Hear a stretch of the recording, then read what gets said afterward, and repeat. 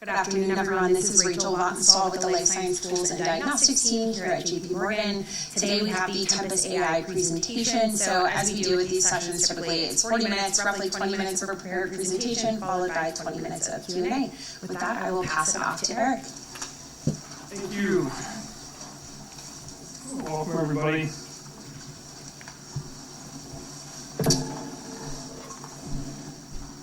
So I think I'll start, and I'm sure I'll end up going way off script, just the only way this is exciting. But I think we live at a moment in time when AI is about to have enormous impact on healthcare. There are all these background technologies that have been evolving over time: natural language processing, optical character recognition, certainly cloud and compute, and most recently large language models. And it feels like the moment is now. We've been saying for a long time that will likely show up in diagnostics first, which we'll talk about in a second. As a result, Tempus has been focused since the inception on this idea of making diagnostics intelligent or essentially personalized. The difference between an intelligent diagnostic versus a non-intelligent diagnostic is simply that the intelligent diagnostic knows who you are. It knows everything about you. It knows what drugs you've taken, how you've responded, and as a result, it's able to recontextualize itself based upon that information, which is the only way you can really imagine diagnostics being precise in any matter. Like if you think about it in the case of Tempus, we're sequencing a patient and we find that they have a mutation. We don't want to recommend a drug that the patient's taken in a prior line of therapy and failed. If we're recommending a trial, we'd like to recommend a trial that they're actually eligible for. So there'd be no point saying your patient should consider this trial if your patient's a smoker and the first exclusion criteria is they can't be a smoker.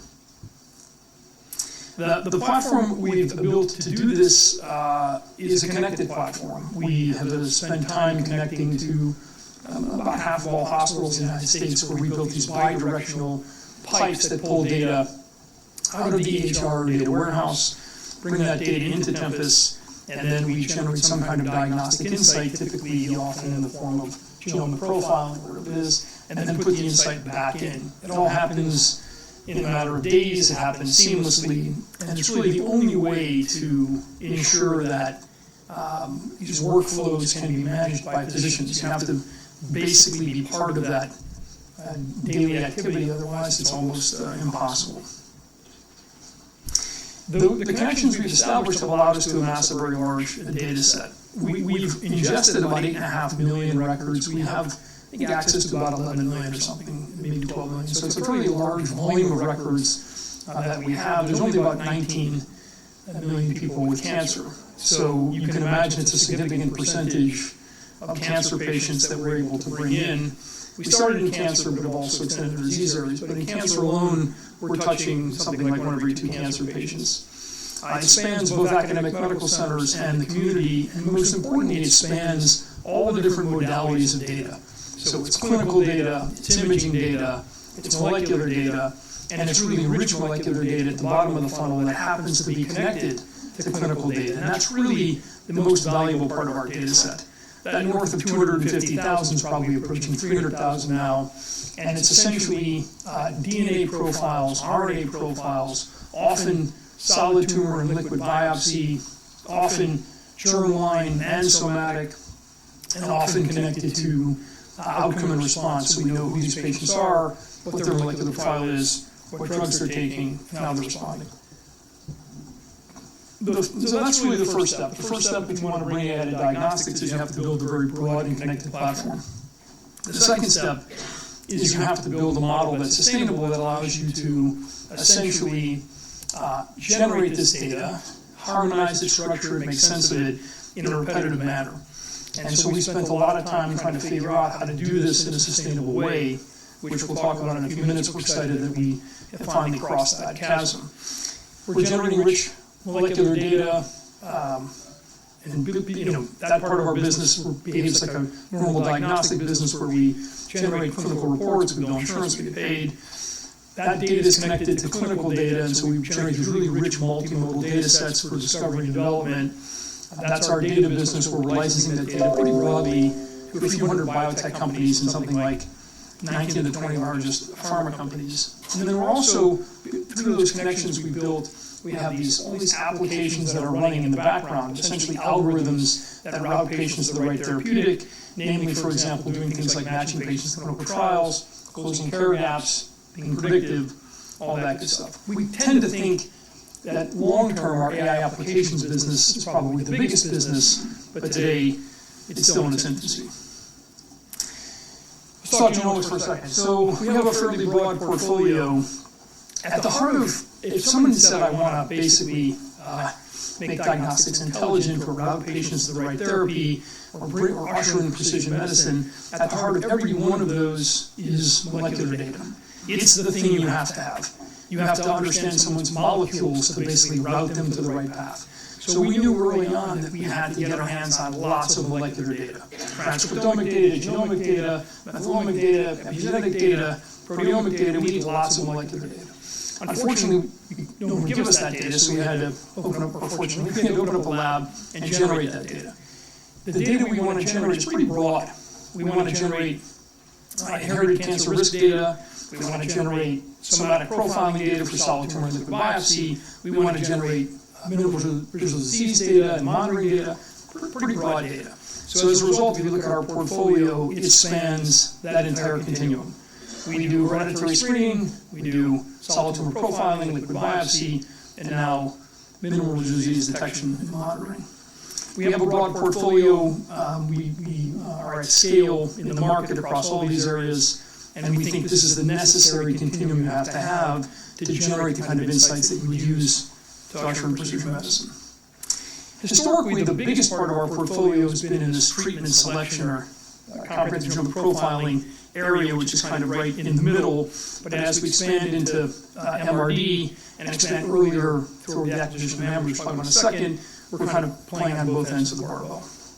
We're excited about our MRD portfolio in large part because we've spent a long time working on a tumor-naive assay that we brought to market after ASCO this year, focusing on colorectal cancer, and the performance assay keeps getting better and better, and so it's a super exciting platform we built, which will take to other disease areas. But we're also excited because we partnered with Personalis to bring their tumor-informed assay to market, and so we have both in market today. We are both a tumor-informed MRD supplier and a tumor-naive supplier. We tend to think the market long-term will want both, and so we feel well positioned. We announced a few months ago that we were acquiring Ambry. Some of the folks are here right now. If you want to grill them afterwards, they're smack dab in the middle. We're excited about that acquisition. As I said, historically, they were our supplier in this category. We had a test called XG, which was our inherited risk assay. They were our primary supplier in that category. So the vertical integration is fantastic. It also puts us into new disease areas. They're not just in cancer, but also rare disorders and reproductive health. Gives us all kinds of advantages in our data business long term because they tend to touch patients much earlier than we do, and obviously gives us geographic expansion. They're located in California. We've got labs in North Carolina, Chicago, and Atlanta, so we now cover the country. And the combination of both of us together, which you'll see in a few minutes, produces a scale of molecular data that's really largely unparalleled. All that data fuels our data business. We operate a data business that, again, is fairly large at this point. Represents about a third of our revenues, give or take, maybe a bit more. And we're licensing data pretty broadly for discovery and development. People are using our data because they can essentially recreate large elements of the trials they're looking to run and see what patients look like in the real world as opposed to just a very small trial. And so this data is used to help them redesign phase 2s, figure out should they interrogate a program, should they shelf a program. It's invaluable for the work they're doing. The data business, as I mentioned, operates at scale. We look at a few metrics, and obviously the first metric is growth. In Q3, our data and services business grew about 45%, so it's a high growth business for us. We measure two elements of that business. One is this concept of total contract value, or what's the total amount of deals we've signed that we would likely bill in the future. That's 940 million at the end of Q4. It went up from Q3 to Q4. It's a robust number. All it really means is that we've got kind of lots of unsigned, lots of agreements that we've signed, we get to deliver, so it gives us good visibility in the next couple of years. That's certainly our data business. The second concept we measure is called data licensing retention, or net revenue retention. That was 140% at the end of 2024. It was 125% the year before, so it went up. 140% is probably not sustainable. It means it's like, it would be like going to Walmart and saying, my same-store sales went up 40% year over year.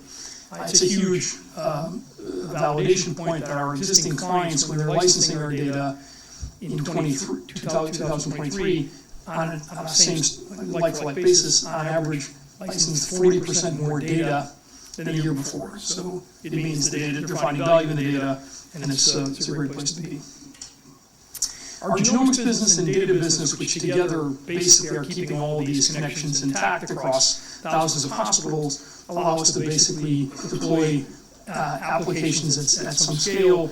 We actually run these applications or algorithms across hundreds of providers, touching tens of thousands of patients in multiple disease areas. In oncology, deploying algorithms to close care gaps and route patients to trials, and neuropsych, pharmacogenomic profiling and cardiology. We've got a whole portfolio around electrocardiograms and being predictive to look at undiagnosed AFib or things like that. While these things run at real scale, they generate very little revenue because at the present moment, at least in the US, we haven't yet really figured out how to pay for AI in healthcare. We believe at some point we will figure that out, and these things will generate meaningful revenue. See some early signs of that, which are exciting.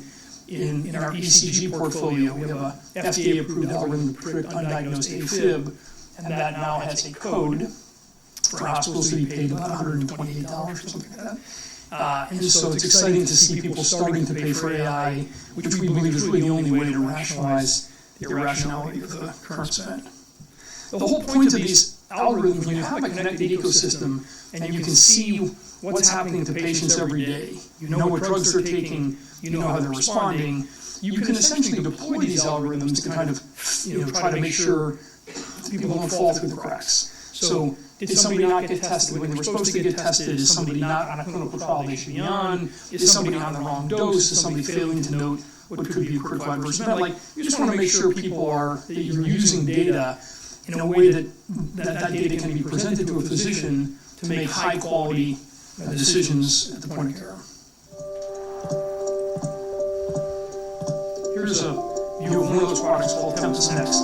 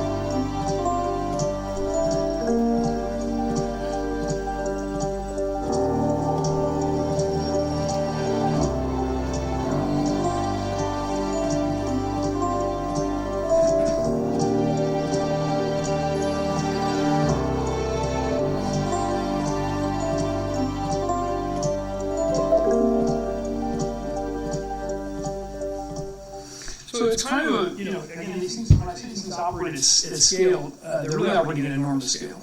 But they just don't generate lots of revenue. But we are watching patients in real time, figuring out that somebody's falling through a care gap, correcting that, and I think at some point the system will find a way to pay for this efficiency, and these could become very large businesses. We're fortunate that we've kind of built the necessary platform, the infrastructure, the pipes, again, to pull data out of the EHR, structure and harmonize that data, make sense of it, generate some kind of diagnostic insight, typically tied to molecular data in some way, shape, or form, put the insight back into the hands of that doctor, and that's ultimately, we think, the platform you need to make all this real.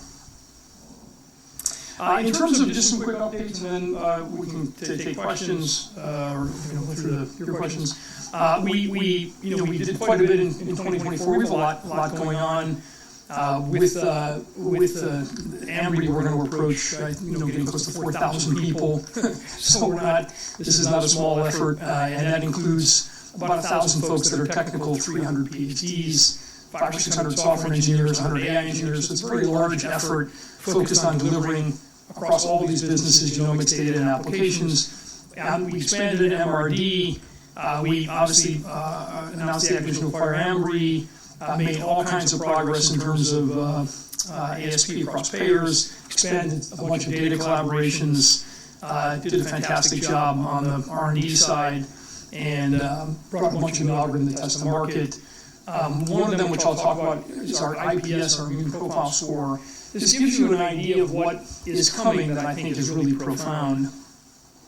IPS, unlike a typical test, doesn't look at one molecular signature to make a prediction. So it doesn't look at one thing and say, oh, this is predictive, like MSI or PD-L1.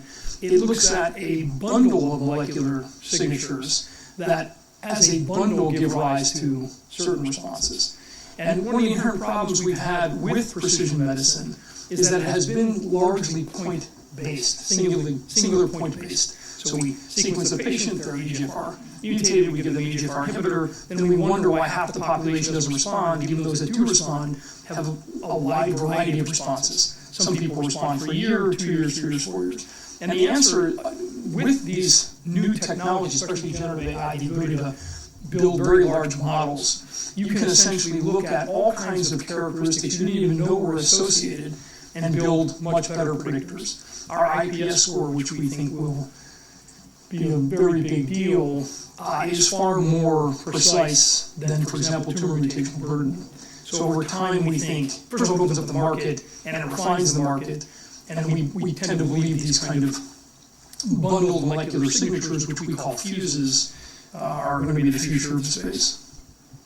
In terms of 2024, we delivered $693 of revenue, about 99% of our forecast, which we're proud of. About 30% growth in the overall business, 35% growth, I think, in Q4, 45% growth of our data business, and we delivered 100% of our EBITDA target, which, for those people that do the math, means we were getting very close to being EBITDA break-even in Q4, just EBITDA break-even in Q4, which is another milestone for us.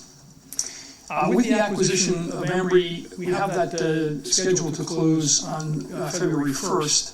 We had originally thought that would close January 1st, but the state of California has decided that it wants to also decide whether or not people can buy companies. So it has its own Hart-Scott-Rodino thing, and so now you have to clear the federal government and the state of California. So we cleared the federal government, but we still have to clear California, which we think will happen the next week or two, whatever. And so we just scheduled the closing for 2/1. It does mean, however, we lost 1 month of the consolidated business, so we reforecasted guidance at $1.23 billion of revenue, which would actually be north of the high end of our historic range. And then we told the world we expect to be adjusted EBITDA and free cash flow positive in 2025. So, which is a super exciting milestone for us. We'll turn 10 this year, and to build a business that's growing at our core business in 2025 is expected to grow about 30%, Ambry a bit less, but it's really nice to see a business that's growing 25-30%, making money, just a great place to be, especially given all of the exciting investments we have that could drive growth in 2026 and beyond. On that note, I'm 16 seconds late. No, that was perfect. We round down to 20 minutes.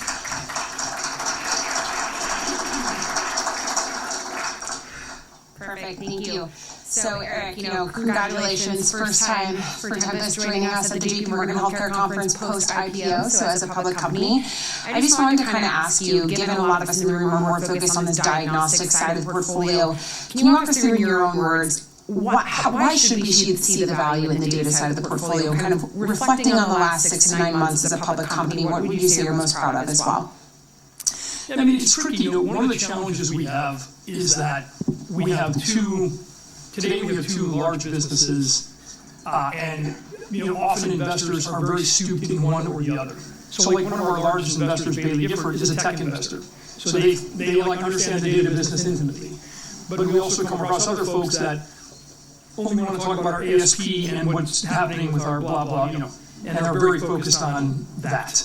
And it has been a bit tricky for us because you have to walk in the room and kind of reorient yourself. Are these folks that really are deep in diagnostics, or are they deep in data? Very rare somebody's deep in both. You have to be deep in both.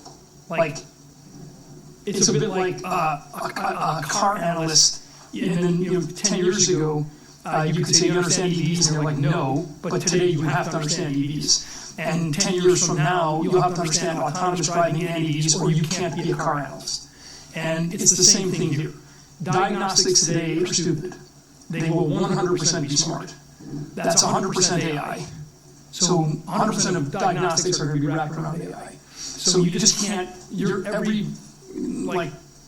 to have to kind of figure out how these two things interweave, not just for Tempus, but for LabCorp and Quest and everybody else, because that's just going to be a big driver. And that's what we're super excited about, I think, is that we saw that world coming. We got very lucky. We didn't realize LLMs would be here this quick, but we certainly saw this world coming. We were preparing for it for a long time, and we just think we're in a really good spot in light of the platform we built and the amount of data we've amassed. Perfect. And then maybe digging into some of the announcements that you alluded to from earlier today. You unveiled the announcement of the development of a whole genome sequencing assay, which you're referring to as XH. So can you elaborate more on the strategic rationale for adding this test to the menu? And how do you view it competitively as well? And what sort of timeline should we see associated with that launch? Yeah, I mean, so XH is a whole genome assay. It's the first of our whole genome products. Come out later this year. It'll roll out over time. Long term, and again, I don't know what long term is, but 2, 3, 4, or 5 years, pick some number. The whole platform will migrate to whole genome. We embrace that world. We're excited to have a whole genome be the backbone of all our assays. There won't, as costs keep coming down, there just won't be a reason to run targeted panels. Now you have to phase it in appropriately because reimbursement and studies and all kinds of stuff, you want to be disruptive to your business. But again, over a period of time, you'll see companies like ours, I think, just replace their historic targeted chassis with whole genome, especially with Novax Plus and advancements coming. And we've always said that we're not interested, we're fortunate that we operate at real scale, we make money, so we don't have to be trying to maximize every little dollar margin in our sequencing business. So as our ASPs improve, as our costs come down, we don't just harvest the gross margin, we actually invest in bigger panels. Our XH whole genome assay is the first of those, but we're now in an active move to migrate the rest. Perfect. Maybe sticking with some of the announcements that you had today. Earlier today, you also announced preliminary 4Q revenues. And you noted that genomics growth was around 30%, and the data and services business grew around 45% in the quarter. So I was wondering, could you unpack that for a little bit? What color and trends do you see across those business lines? You called out some of the weakness in the CRO side of thing, but also if we look at numbers, genomics did fall a little bit short of street estimates. So walk us through really what trends did you see in the quarter? Yeah, the genomics business, I think the challenge is the two parts of our business that we called out last quarter that we're experiencing some pressure are there are two companies we acquired years ago. We acquired a genotyping business that literally does SNP genotyping, and we acquired a very small CRO. And the landscape in this part of the world has been under pressure. Capital has not been flowing into biotechs, the markets have sucked, so pressure. So the parts of our business that feel that pressure are those parts. They're also not parts of the business we have any interest in, like trying to fix or like focus on. They're very small parts of our business. The main parts of our business, data and genomics, we're fortunate are actually right on plan. But the genotyping genotyping business, very low margin genotyping business, rolls into genomics. So it's a very small part of a larger number. But if that business is off by 3 or 4 million, when you're our size, it shows up. Same with CRO. So we had about $5, $6, $7 million of softness in those two businesses, which we paid no attention to. We told people when we went public we would try to treat our public investors like they were in our board. So if you were in our board, I would be like, that was a perfect year. And these two things that were slightly off, I'm not going to spend any time on fixing. And you can see that in the EBITDA number, right? Anytime you're slightly off on revenue, but it shows up in EBITDA, it basically means that the core of the business is doing exactly what you want. And we don't just chase empty calories, we don't just chase numbers, we just try to stay focused on the bigger picture. Perfect. Yeah, maybe digging into that, you did achieve your adjusted EBITDA target of growing sequentially in 4Q. So any other incremental drivers you want to call out on that EBITDA line for 4Q? I think when there was a lot of ifs when we went public, like, would the data business continue to grow? Would it grow at 30, 40, 50%? Could you generate leverage? I mean, we posted kind of 35% growth in Q4 at a pretty big number in an almost EBITDA neutral manner. Whereas if you look at a lot of our competitors that are similar size, they're still losing hundreds of millions of dollars. So, we're kind of super fortunate that we're able to execute, grow, and not burn a ton of cash. And I think that is a byproduct of the fact that we've been, investing for a long time in building very high margin technology components to our business that are starting to pay off.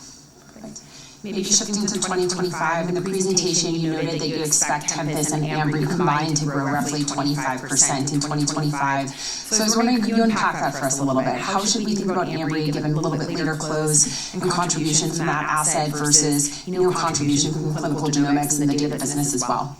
Yeah, I mean, so we're a bit cryptic. First, we're a bit cryptic for a few reasons. One, we haven't closed yet, so and so it just feels like inappropriate for us to take a private company and go like nuts with disclosure for a transaction that hasn't closed. That said, we've tried to at least give people some color that when things grow really quick, and Ambry had a fantastic year in 2023. You just like our data business. If our data business grows at 60%, it's not going to grow 60% again. Like if we told the world we're going to grow 30%. Things that grow super fast, when you lap them, you see that deceleration. So we never look at like 1 quarter growth rates. We tend to look at like 1 year, 2 year, and they have a very strong, solid business, but ultimately one that will likely grow, closer to 20% over long term as opposed to 30%. Now, again, they may benefit from certain new business lines, like if rare starts to really take off, that may grow faster. But we try not to ever count on what we can't see today. So just as Tempus, our genomics business could start to really accelerate if we unlock the pent-up demand that there is for our MRD assays, which is pretty extraordinary. We don't forecast that in. We assume on our 1.23 that it's going to be a very inconsequential contribution of MRD, and the same thing on the Ambry side. We're not counting a bunch of new volume. But they have a really healthy business at around 20%, and we have a really healthy business that's around 30%, and you can kind of do the math. I get asked occasionally about, hereditary profiling to begin with, and people say to me, like, why'd you buy a company that is in a space that seems kind of saturated? And I'm like, I don't know what that means. I mean, I'm pretty sure there will come a day when every single one of us will have germline profiling. Like, all of us. Like, the whole earth. So, how many tests are running today, and let's add up all the myriads and Ambries and GeneXs and VTAs and pick a number. What number of tests does it get to? And then take the Earth. That's probably your lack of saturation. So I wouldn't be surprised if there comes a time in the future when that side of the business grows way faster than the other side of the business. That's helpful. Yeah, maybe digging into the rationale for that Ambry acquisition a little bit deeper. Can you just walk us through how long were you in conversations with Ambry? Were you considering any other targets during this process at all? And then, ultimately, what led you to choosing Ambry, which you kind of just alluded to? Yeah, I mean, we got to know them really well because they were our main supplier. We were tired of competing against them because it wasn't fun. So we shifted a bunch of our volume to them as our reference lab. Got to know them quite well. They were running a process. Their process was a bit goofy, so we got super lucky that we were able to kind of hang around the hoop during that process, and then it ultimately went in our favor. We hate buying big things, which I said in my letter last quarter. So we have to, we have to love it because we have a bias against buying big things, given how good our core business is. So if we're going to buy something, we have to believe it's super complementary, it's going to grow long-term at 20+%, whatever. Otherwise, it's like a boat anchor. And we just got convinced that it was awesome, we were lucky, and we were going to jump on it. Perfect. Maybe shifting over to some of the pipeline launches that you have going on the diagnostic side. So just on the XM launch, can you give us any color on how that launch has been going? What are you seeing and hearing in terms of physician adoption and feedback? And when should we expect any details in terms of volume and kind of what you're seeing on that portfolio? And should it be any meaningful contributor when we look at 2025? It won't be a meaningful contributor in 25 because we're getting the volume because we're under reimbursement. And I have no idea when we're going to get reimbursement because the federal government operates on its own. Whatever. I don't know what they're going to do, and so it's hard to say. Are they going to? Are we going to get reimbursement, and this person else going to get reimbursement in first quarter, second quarter, third quarter? I have no idea. So once we have a view, once we can see reimbursement, then we will unlock it or unconstrain it.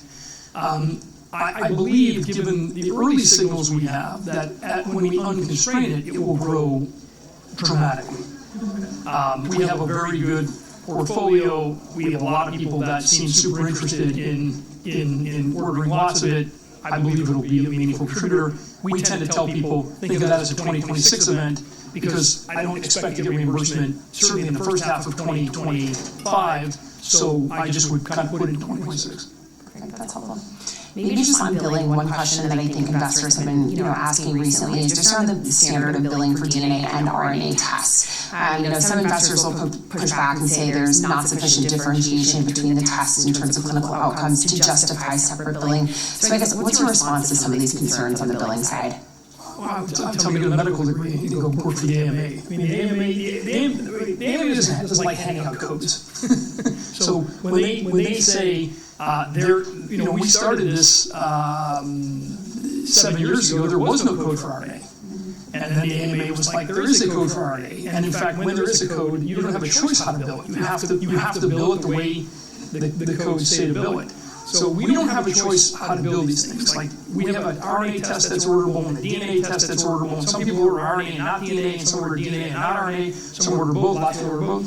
But at the end of the day, we have to bill them the way they bill them. We have published pretty broadly, but forget us. I mean, there's 100 people way more sophisticated on this topic than we are that have published broadly on the benefits of transcriptomic profiling, especially for fusion detections and many other reasons. And as a result, if you look at the big solid tumor profilers, which basically is Tempus, Caris, Foundation Medicine, we all now offer RNA and either bill it separately, as Foundation we do, or it's bundled into some more expensive product that's DNA and RNA.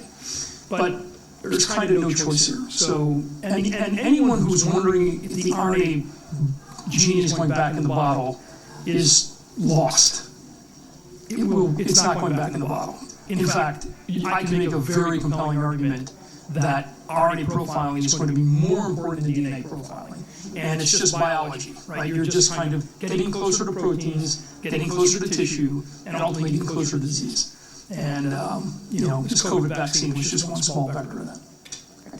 Maybe shifting over to the data side of the business then, I think one of the things that many of us in the room have seen has just been reprioritization of pipelines at pharma and biotech companies. So can you spend a minute unpacking how should we think of Tempus's data and insights business helping assist pharma and biotech customers in terms of their pipeline? And is this an area of opportunity if you're seeing more consolidation there? I think it's a super exciting moment for biotech and pharma. This is going to sound crazy, so I hate saying it because we get yelled at by Jim afterwards, but I'm 100% convinced that we're some number of years away, I don't know what that is, maybe 5 or 10, that the concept of a failed phase 3 will be impossible. Like literally, it's like not, like you'll ask people, you'll say like there was a failed phase 3, and they're like, wow, that can't happen. Like that's literally impossible. And so that's the world we're about to enter, where we will be able to design phase 2s and understand phase 2s in a way that you couldn't run a phase 3 unless you just disregarded all data. Like we'll know, we're going to tell you what part of the population you need to have at a molecular level to have a successful phase 3. And in a world where phase 3s never fail, which is coming very soon, I think it's profound. I think and in a world where phase 2s, the success rate goes from 40% to probably 70%, 80%.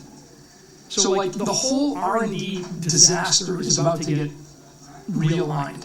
And that's because today, when people make drugs, they basically they go from like a very small biological and chemical understanding to like the general population. And they disregard all data in between. And the data now is rich enough to understand exactly at a molecular level who's responding, who's not responding, and why. And understanding that would then allow you to be like, wait a minute, how should I proceed? So it's super exciting.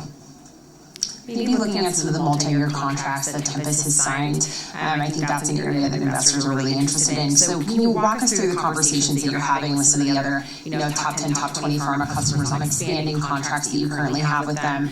You also highlighted your TCV in the presentation as of year-end was $940 million. So walk us through that TCV number. How did that trend relative to your expectations to start the year, and any targets for TCV at the end of 2025?